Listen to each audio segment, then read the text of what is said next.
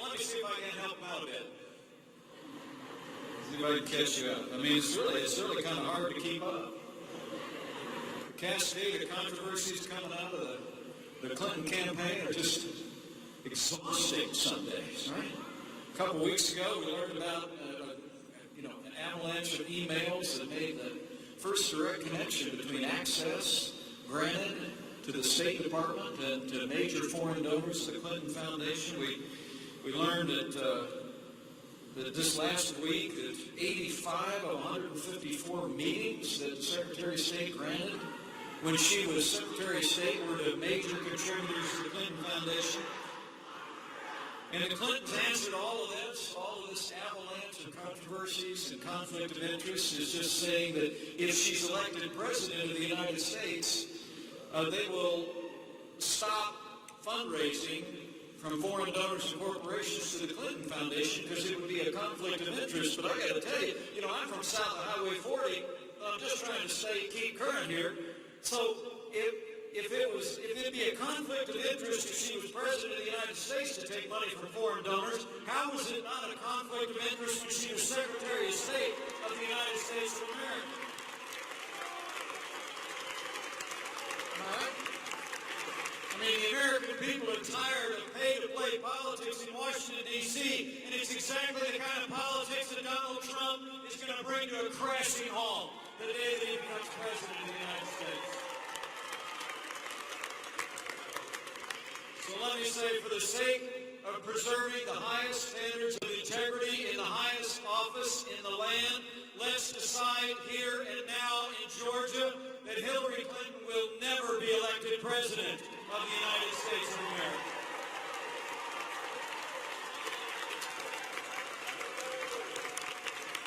When Donald Trump becomes President of the United States, the days of a rigged system that benefits the favored few are over. Donald Trump's only special interest as president will be you, the American people, and he'll fight for you every single day. Now, despite the avalanche of controversies coming out of this administration, it's not even the worst of it. I mean, the truth is, 7.5 years of leadership by Barack Obama, Hillary Clinton has weakened America's place in the world and stifled our nation's economy. And you look at the result of the foreign policy of this administration, and it's truly extraordinary. If you took a picture of a map of the wider Middle East in 2009 and you looked at it again today, you almost couldn't recognize it. It literally appears that parts of the world are spinning apart. Terrorist attacks at home and abroad, grim and heartbreaking scenes among our allies, and inspired attacks here at home. History teaches us that weakness arouses evil. And I would submit to you that Hillary Clinton and Barack Obama's foreign policy of leading from behind, moving red lines, feigning resets with Russia, and paying ransom to terrorist-sponsoring states has emboldened our enemies and endangered America and our allies. Now, let me make a promise to you. When Donald Trump becomes President of the United States, we won't be paying ransom to terrorist-sponsoring states or terrorist organizations. They'll be paying a price if they threaten the American people or detain or harm the people of this nation. Hillary Clinton's record on foreign affairs is extraordinary. It was Hillary Clinton and Barack Obama who precipitously withdrew American forces from Iraq after stability had been achieved by 2009. The rapid, reckless withdrawal of our troops without renegotiating a status of forces agreement resulted in a vacuum in which ISIS was able to literally be conjured up out of the sand to compromise vast areas hard won by the American soldier. It was Hillary Clinton, the Secretary of State, that actually initiated that disastrous agreement with the radical mullahs in Iran. And perhaps most notably of all, it was Hillary Clinton and her State Department, who left Americans in harm's way in Benghazi, and then after 4 Americans fell, said before the Senate, what difference at this point does it make? Well, let me tell you, as the proud father of a United States Marine, I say this. Anyone who said that, anyone who did that, should be disqualified from ever serving as Commander-in-Chief of the Armed Forces of the United States of America.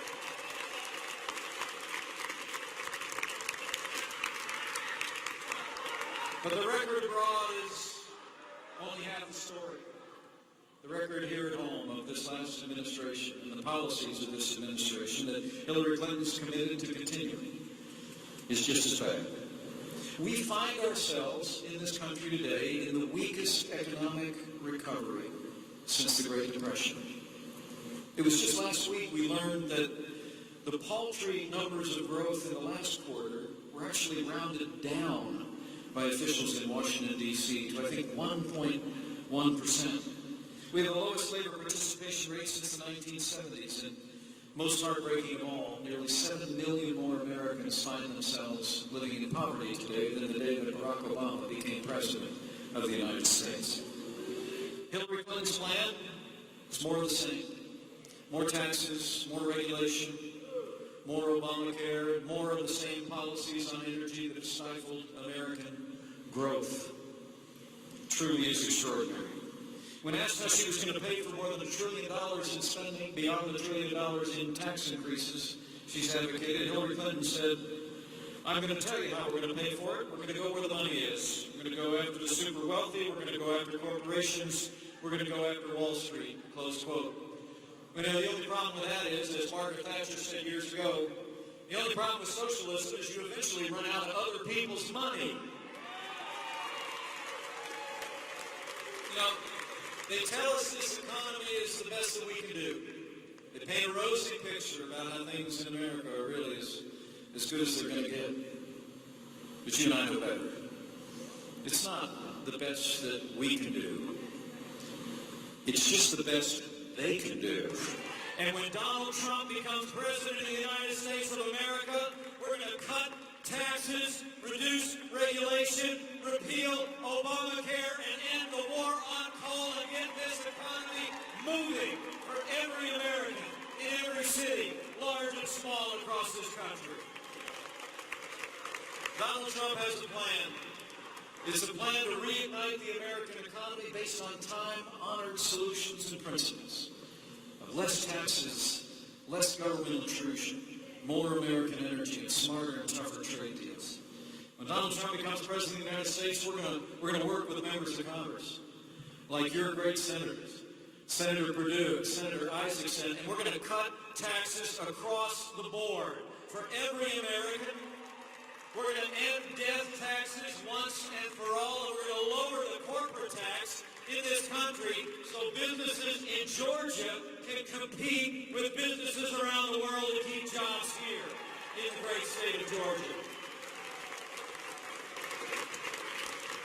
We're going to roll our sleeves up, and on day one, Donald Trump will sign an executive order, not creating new regulations, but establishing a moratorium on any new federal red tape, and he's going to repeal every executive order of the Obama administration that's stifling growth and jobs. Donald Trump's going to roll his sleeves up. He's going to roll his sleeves up and bring that great negotiating ability, that broad-shouldered business mind to bear on making sure that trade agreements work for the American worker. We're going to renegotiate NAFTA, and we're going to hold all of our trading partners accountable so that the American worker is the real winner when it comes to international trade. And lastly, we're going to end the war on coal once and for all, and we're going to unleash the power of the American economy in the resources of our land. Now, there's a lot of economists that look at this strategy of less taxes, less regulation, more American energy, smarter, tougher trade deals, and they're talking about some real growth. Donald Trump speaks of that boundless optimism about how quickly the American economy will spring back. Now, Hillary Clinton is a little skeptical. She said that the predictions about an economic recovery under a Trump administration were, quote, wildly unrealistic. That's what she said. Well, Donald Trump and I know the only thing that's wildly unrealistic is electing the same people with the same bad ideas and expecting a different result.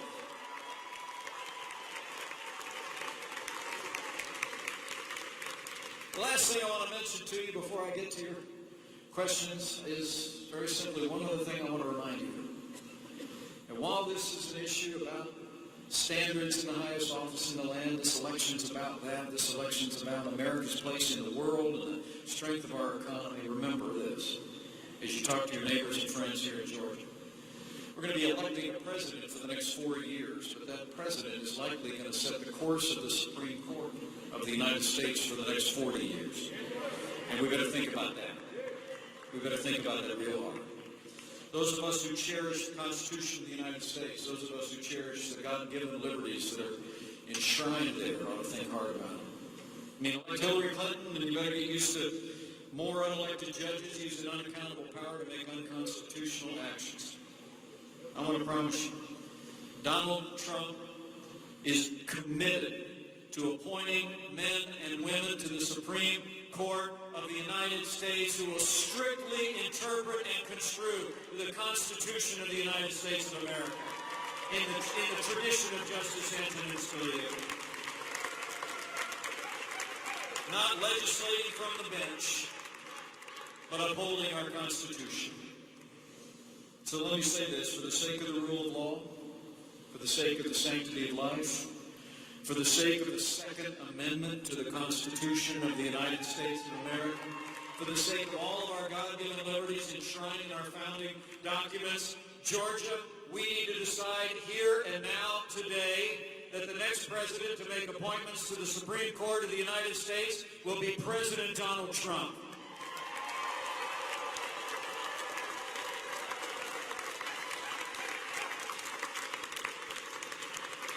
You know, as I close, let me remind you that I hope you'll leave here today, and I hope you'll tell somebody. You know, you think about this great former governor, Sonny Perdue, who made history back in 2002 in the great state of Georgia.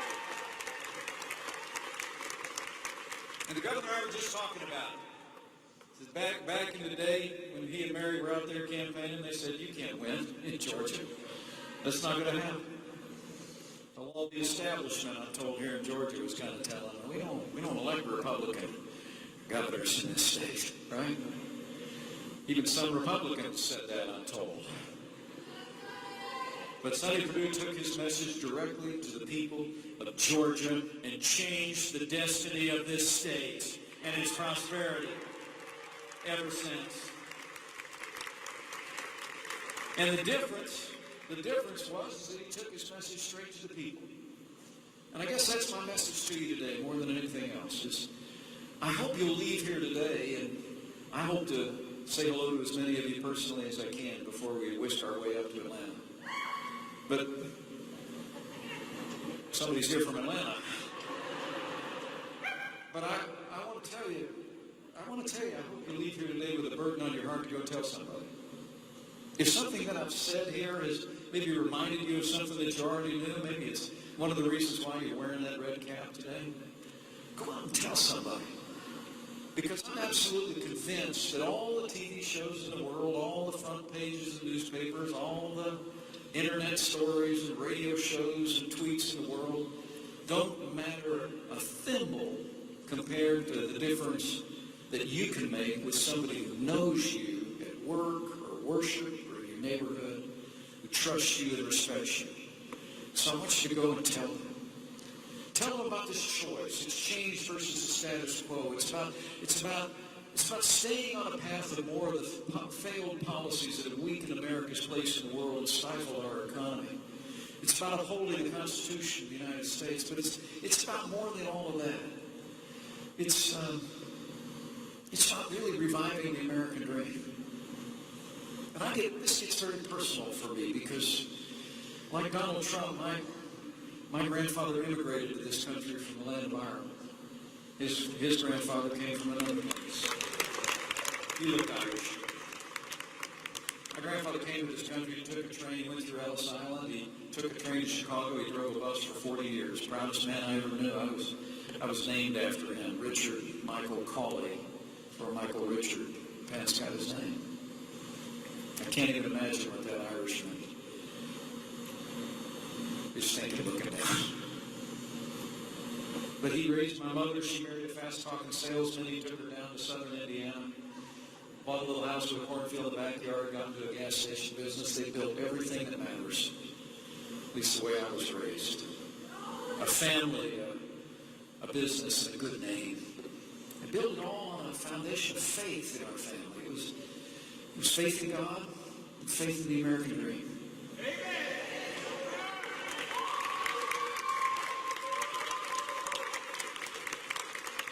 Our faith in God was nurtured every day, dressing the kids up, cinching on the tie, and getting them all out the door to church, me and my 3 brothers and 2 sisters. My faith in the American dream was nurtured every day of my life because I saw it with my own eyes. And I hope as you go out and talk to neighbors and friends, I hope as you see in Donald Trump's life and his experience, I hope you sense a boundless confidence in the American dream, in a man who's committed to making that dream come alive for every American, regardless of race or creed or color. I mean, he lived the American dream just like me. His grandfather came here from another country. His father was a self-made man like mine. I mean, other than a whole lot of zeros, he and I have a lot in common. What we have in common is a boundless confidence in the American people's ability to set things right. And that's really what this is about. Yes, the election is a choice. It's a choice between policies that we know will work and policies that we know have failed. Okay? This isn't about a choice between a candidate that will have America growing this much and one that will have America growing this much. I think it's a choice between whether we're going to continue to go down, see America's strength and place in the world and our economy slide farther and farther down, whether we're going to stop, turn around, and go back up the hill to a boundless American future. That's what Make America Great Again is really all about. And so I want you to tell someone. And reach out to neighbors and friends. You know, Donald Trump has been reaching out to every American, and particularly those in our minority communities who've been left behind in the American dream. Now, the other side is rolling out the old, tired playbook of divisiveness again. We're hearing the language, we hear the speeches, but the American people are not going to be fooled. We're tired of the politics of divisiveness. We're tired of politicians who divide the American people to unite their support. Donald Trump is going to fight every day to make America great again for every American, regardless of race or creed or color. I promise you that. So let's tell that story. And I'll say one other thing, that if you're of a mind, like maybe Karen and I are, occasionally bend the knee. I think we got a little more than 70 days left in this election. I hope maybe you'll bow the head on occasion. And don't pray necessarily for an election or for an outcome, but just pray for this country. Because I truly do believe, as was said thousands of years ago, that it's still true today, that if his people who are called by his name will humble themselves and pray, he will hear from heaven and he will heal our land again.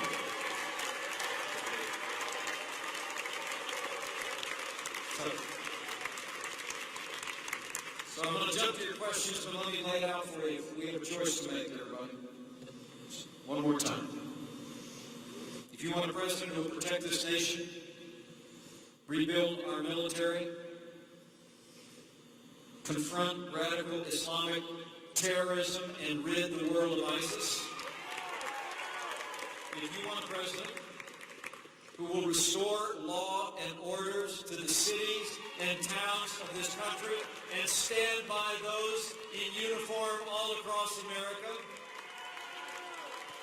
if you want a president who will cut taxes, grow the economy, squeeze every nickel out of that bloated federal government, and repeal Obamacare lock, stock, and barrel, if you want a president who will restore the borders of this nation, who will build a wall and enforce our laws, and if you want a president who will upend the status quo in Washington, D.C., and uphold the Constitution of the United States of America, then Georgia, I'll tell you what, you have but one choice, and that man is ready. This team is ready. This movement is ready. Let's go make sure that Georgia is ready, and we will elect Donald Trump as the 45th President of the United States, and we will make America great again.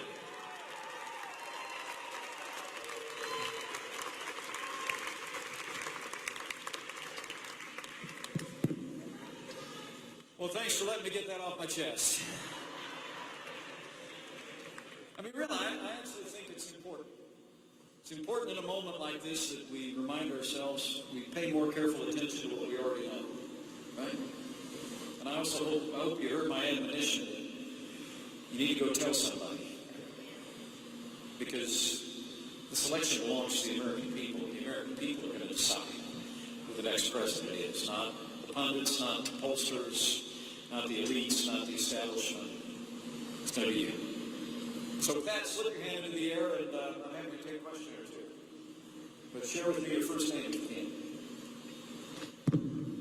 Yes, sir. Go on right back there. Yeah, I'm Aaron from Houston County.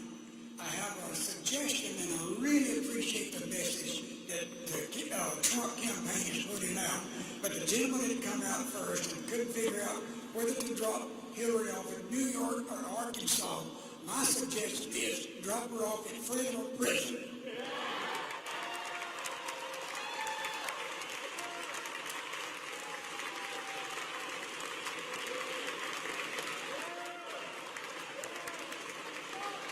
Thank you very much.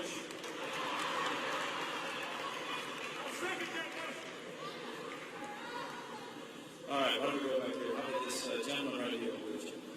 Yeah, the question I have to ask is, why does Hillary Clinton still have security clearance? It's a fair question.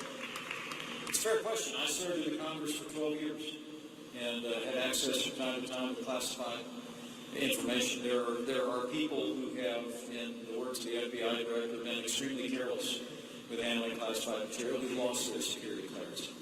And I think it's a very fair question.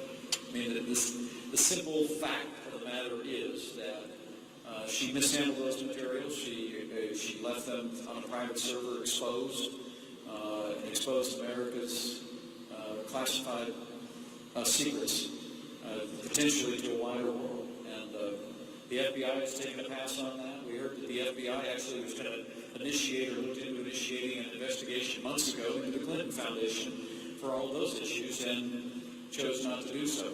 So ultimately, I understand the passion that's in the room, but ultimately, the American people are going to have the verdict, and the verdict should be we elect Donald Trump as the next president of the United States. Okay. How about right over here? He's got a microphone for you. What's your name? Hey, Bart. Henry County, Georgia, just up the road a piece. Okay. And my question is, I'm concerned about the never-Trumpers and some of the Cruz people who just can't seem to come over to our side. And how do you think we should approach it, or what can we do? Because we need that Republican vote. Oh, we do. And, let me say, we went through an extraordinary primary season. I mean, I can't even remember how many people were running on all those stages. How many? 17, the right number? Okay. I mean, it was just amazing, right? And it was a rough and tumble primary, right? And a lot of very talented men and women in the primary. And, in NASCAR, there's a phrase that I've always liked, that is, rubbing is racing. You bang some fenders. But at the end of the day, I always love it at the end of the race when the guys that bang fenders real hard end up shaking hands and you get a thumbs up, right? And we're going to see that happen. I think the key for us going forward with people that still have hesitation that ought to be with us is just that we're going to go out and earn it. We're going to go out and earn it. And what I'd encourage you to do is take a look at that, starting with that great speech that he gave at the VFW about reforming the Veterans health administration, so it provides world-class health care for everyone who has served in uniform in this country. It's a great speech. Speech in the VFW, the speech in Detroit, that outlining that economic agenda that's been praised by economists like Larry Kudlow and Steve Moore and other great conservative economists. His great speech in Milwaukee on law and order, his outreach speeches that are talking about reviving the economic and educational opportunities in our cities. Carry those messages out, okay? Because I understand that in the course of competitive politics, things get a little rough sometimes, gets a little personal. But at the end of the day, this election is a choice, and it's a choice between two agendas, not so much as two candidates. And making sure people see that agenda. I just promise you, in the next 70 some odd days, Donald Trump and I are going to campaign relentlessly across this country with a positive agenda, and I believe we're going to earn the support. We're going to earn the support of people who ought to be with us and who aren't with us yet. And we're going to carry it forward. How about right down here? It's a great question, though. Thanks, Mark. Hello, my name is Janice Westmoreland. Janice? Janice Westmoreland. Hi. I'm from Baldwin County, Georgia. My concern is, I'm very concerned that this election will be stolen from us through voter fraud. And I'd like to know your thoughts on that. Yeah. Well, you know, elections are administered and governed at the state level. We operate the elections at the state level. And, you know, in the state of Indiana, we broke ground. We went all the way to the Supreme Court. We have held. I think if you have to have a photo ID to cash a check, you ought to have a photo ID to cash your ballot, right? And the Supreme Court of the United States has upheld that. And I don't know if that's yet the law in the state of Georgia, but it is. The governor tells me it is. Good for you. But I think that's an important measure that you're seeing other states take up, and they ought to take up. The second thing, though, I will tell you is very practical, really and truly, Janice, and that is, you know, I've only held 3 elective offices in my lifetime. I'm working on a 4th. Is number 1, I've been governor of the great state of Indiana, greatest honor in my life. I've been a congressman for 12 years. It seemed longer, but I was in Congress for 12 years. The third thing, I was a precinct committeeman. That's it. I was elected precinct committeeman in my home precinct.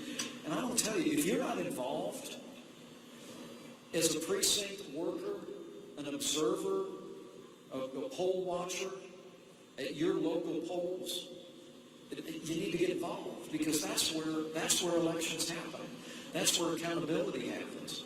And so I would just encourage you to take, if you haven't yet, anyone within the sound of my voice, take greater ownership of the election here in Georgia by getting involved yourself. Okay? I mean, the principle of one person, one vote is at the very heart of our democracy. But it happens one precinct at a time, you know, one county at a time, one state at a time. And so everybody who cares about this agenda and about this election ought to take, before you're done, make the calls, knock on the doors, tell your neighbors and friends, but on election day and in early voting, be there, be a part of it. The American people can ensure that these elections are administered with integrity. I promise you that. Governor, we have time for one more question. Here in the state of Georgia, we have the electronic machines, and I know there's been a lot of things on the web about being able to rig those. And so how can we make sure that's not done? I know one of the things that they said is to do early voting, but here when you go to do early voting, you hand your paper over to someone and they see who you are, they see exactly what's on your paper. I don't understand why it doesn't go into a box and counted elsewhere. Right. What's on that hat there? You didn't tell me what's on your hat. Navy veteran. Give her a round of applause. Thanks for your service. Appreciate you very much. And thanks for still serving, being here today. God bless you. I think that it's not the mechanism that we administer the votes that ought to create any anxiety. We live in an information that holding accountable those that administer our elections and being involved in that process is very important, very real. I mean, I understand the anxiety that people feel, and we've seen instances of voter fraud in this country over the last 10 and 20 years. But this is an election where I do believe that in states around the country there have been reforms that will ensure greater integrity, whatever the means that the ballots are counted. But I just encourage you, really truly, that, you know, the elections, it seems like, happen up here in a big public debate, and we hear about a new poll every 15 seconds, right? And a new pundit, there's a new panel on TV talking about elections actually happen at the precinct level. And that's where the votes are counted. And so rolling your sleeves up, getting involved at the precinct level, I'm confident that the American people can ensure the integrity of America's elections. I'm confident of that. So I think that's the last one. Let me thank you all. But I want to challenge you one more time. I want to challenge you one more time. Okay? And that is very simple. When you leave here, go tell somebody. You want me to take this guy's question? I'd love to hear it. All right. Oh, okay. My name is Van Cheatham. What's your first name? Van. Hi, Van. Cheatham. 22 years of military service. I have a question. Who are you with? I was the Air Force, Yeah, thank you. 5th Mom. Thanks for your service. How do we get around this Clinton machine with the media? How do we get past all the rhetoric that fills the heads of people when they come home from work? That's what they listen to over the news. That's what they hear. I was told you only know what you know, and you don't know what you don't know. So I just want to ask that question. How do you get around it? I know you mentioned about the grassroots for us to get up and talk to other people. But, you know, it hurts my heart when a friend of mine told me, well, if you don't like the way things are going, leave. I worked and I fought for this country for 22 years. And for someone to tell me to leave, I will not do it. Okay, the other thing that I want to put in is that I get my energy at 9 o'clock in the morning. And I'm going to tell you this. Herman Cain and My Cup of Coffee is who I listen to, and I understand where he's coming from. Okay? I'm just saying. And on my Facebook, I always say, I'm just saying. Thank you so much. Thanks for your service. I'm having a cup of coffee with Herman Cain tomorrow at 11, so make a note of it.